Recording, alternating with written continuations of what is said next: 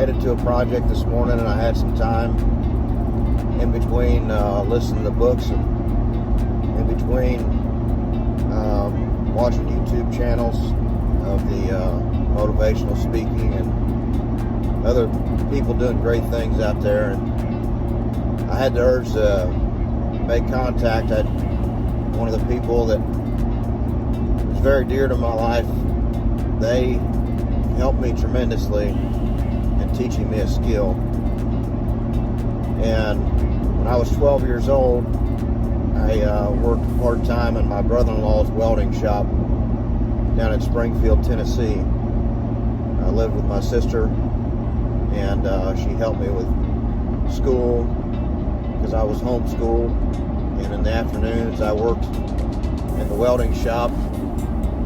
I wanted to learn to weld. And my brother-in-law that taught me how to weld, Jeff Hensley, and one of his close right-hand men was Tony Owens. He helped me learn how to weld and taught me how to weld really good. They taught me the trade secrets, how to set up your machine. It's one thing to buy one of these auto set machines and turn the power on and set it to the thickness of metal and just go with it. Well, the type of welding they taught me how to weld was with a stick welder with a 7018 and welding uphill and setting your own machine for the different size rods, what 7018 stands for, what 6011 stands for, what 6013 stands for. And they gave me a lot of knowledge. And then the guy we called Uncle Danny, he was the one that taught me how to run a tractor, run equipment, bulldozers, everything else.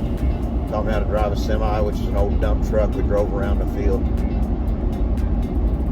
And I look back today at all the things that those people taught me, and I look at some of the skills that I know that other people learned and they never applied them. So I guess what I'm getting at is I'm extremely thankful today of all those things that those group of gentlemen taught me, because they've helped me through my life tremendously, because I actually honed those skills to perfection, or at least close to it, and still a practitioner, being closer to perfect every day with what trades I put my hands in. Whether it be welding or grinding or doing the machine work or running equipment or even driving a big truck, which I don't get to do most, which I enjoy the hell out of that. But I guess what I wanted to do was get out here and say, if you learn something, you cherish that, you become a practitioner of what you have been taught and keep working at it, you can turn that into dollars, you can turn that into enjoyment. It's a passion. And I learned many things and applied most, but the few things that was taught to me young has stuck with me. So if you have the opportunity to teach your kids how to weld, how to work on cars, how to change their own oil, how to build a wall, how to build a house, change the plumbing pipes, get out there and teach your kids, because in the trades I pass today, in the trades or I try and hire for other jobs that we do, it doesn't seem that we have that in the market much anymore. So I can't stress enough, if you have a good mind and you have good skills, pass it on to the younger race. Let that passion continue. One of my favorite things is speed and horsepower and building things great, whether we're building the biggest solar site, whether we're building the fastest race car, or the baddest pulling truck, or even the nicest house. No matter what we do, we put passion in it. And I want to see that passion continue in other people's lives and teach other people how to do that. We're going many different directions right now with our YouTube channel. I'm not sure that's a good thing, but sometimes I just like to speak from the heart. I just like to show what we do, and my only goal is to inspire somebody else to get up and go do it with us, or go do it on their own. Either one.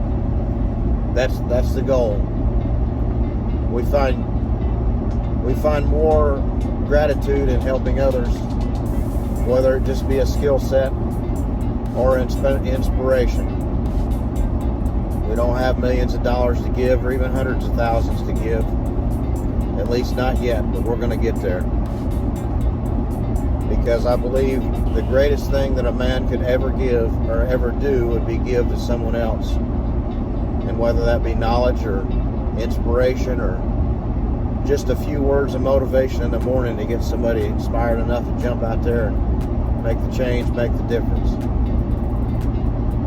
So I hope this video touches some souls today, because going back in time, I'm 36 now.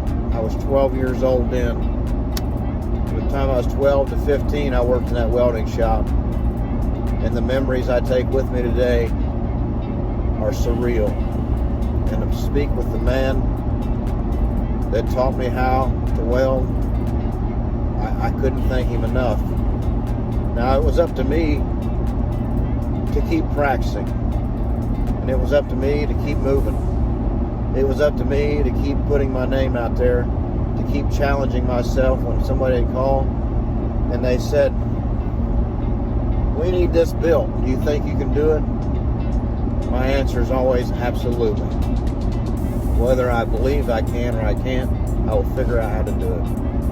And I think that's the biggest thing that made me different, was I never quit.